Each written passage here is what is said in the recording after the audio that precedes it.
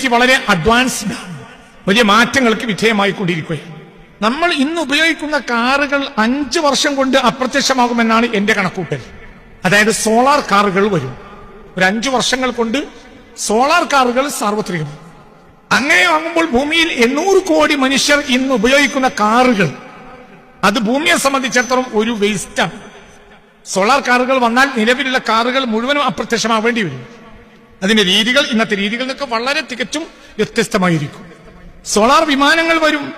2030 തന്നെ സോളാർ വിമാനങ്ങൾ വരും എന്നാണ് എലോൺ മസ്ക് ഈ കഴിഞ്ഞ ദിവസം അമേരിക്കയിൽ പറഞ്ഞത്.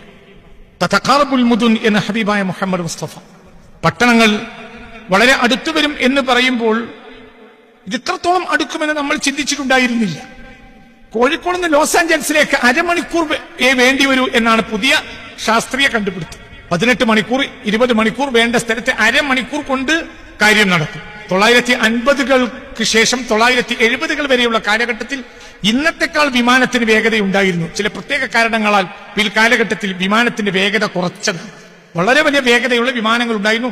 ഇന്നത്തെ ടെക്നോളജി ഉണ്ടാകുന്നതിന് മുമ്പ് തന്നെ 970-കൾക്ക് ശേഷം വിമാനത്തിന്റെ വേഗത കുറയുകയാണ് ചെയ്തത്. അതിന് ചില സിസ്റ്റത്തിൽ വന്ന ചില കാരണങ്ങൾ, അന്തരീക്ഷ മലിനീകരണം, ശബ്ദത്തിന്റെ ആധിക്യം, ഇങ്ങനെയുള്ള കാരണങ്ങൾ കൊണ്ടൊക്കെ പിൽക്കാലഘട്ടത്തിൽ 970-കൾക്ക് മുമ്പുണ്ടായിരുന്ന വിമാനത്തിന്റെ വേഗത ഇപ്പോൾ 970-ന് ശേഷം ഇല്ല, അത് കുറച്ചത്.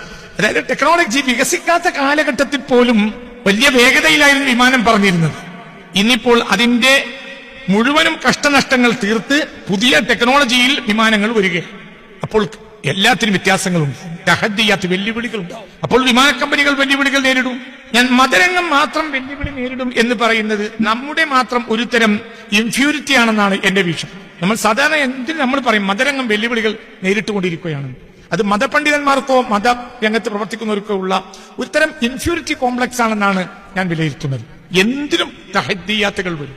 ഇപ്പൊ ഈ കാർപ്പറ്റ്, ഇത്തരം കാർപ്പറ്റുകൾ ഒരു 5 കൊല്ലം കൊണ്ട് അപ്രത്യക്ഷമാകാൻ സാധ്യതയുണ്ട്. പുതിയ കാർപ്പറ്റ്, പുതിയ ശൈലി, പുതിയ രീതികൾ വരും. അപ്പോൾ ഇതിന്റെ ആളുകൾക്ക് ഇതൊരു ഭാരമാവും. ഇത് പിന്നെ മാർക്കറ്റിൽ ചെലവാവില്ല. അത് അയാളുടെ ഒരു വെല്ലുവിളിയാണ്. ഇന്ന് ഉപയോഗിക്കുന്ന ഈ മൈക്ക് സെറ്റ്, അത് വെല്ലുവിളികൾ നേരിടും. പുതിയ ടെക്നോളജിയിൽ പുതിയ മൈക്ക് സെറ്റ് വരും. മൈക്ക് സെറ്റിൽ ഇങ്ങനെയൊന്നും ഉണ്ടായിക്കോളണമെന്നില്ല. അപ്പോൾ പിന്നെ ഇതൊരു വേസ്റ്റ് സാധനമായി മാറും. എല്ലാ രംഗത്തും വെല്ലുവിളികൾ വരും. അങ്ങനെ വരുമ്പോൾ സ്വാഭാവികമായും മതരംഗത്തും വെല്ലുവിളികൾ വരും. അല്ലാതെ മതരംഗത്ത് മാത്രം വെല്ലുവിളികൾ വരും എന്ന് നമ്മൾ മനസ്സിലാക്കരുത്. അങ്ങനെ വരുമ്പോൾ നാം എന്ത് ചെയ്യണം? നാം കാലത്തിനപ്പുറത്തെ കുറിച്ച് നാം ചിന്തിക്കണം. ചില ജീനിയസുകൾക്ക് അതിന് കഴിയും. അതിന് വലിയായിക്കോളം എന്നൊന്നുമില്ല, ജീനിയസിന് കഴിയും. ആദർ സി ക്ലാർക്ക് 950-കളിൽ പ്രവചിച്ച ഒരു പ്രവചനമാണ് ഇന്ന് നടക്കുന്നത്. എന്താണ് അയാൾ പ്രവചിച്ചത്?